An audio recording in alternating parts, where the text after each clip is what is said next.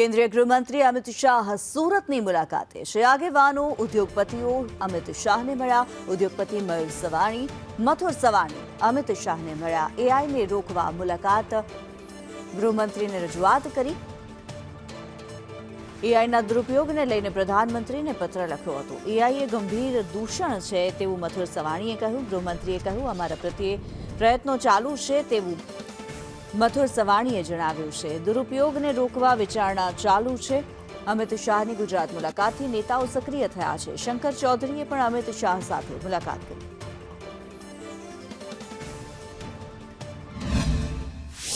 અમિતભાઈ સાથે થોડી બધી જૂની વાતો થઈ અને એઆઈ દ્વારા જે એનો દુરુપયોગ થઈ રહ્યો છે મેં એમને પત્ર લખ્યો હતો।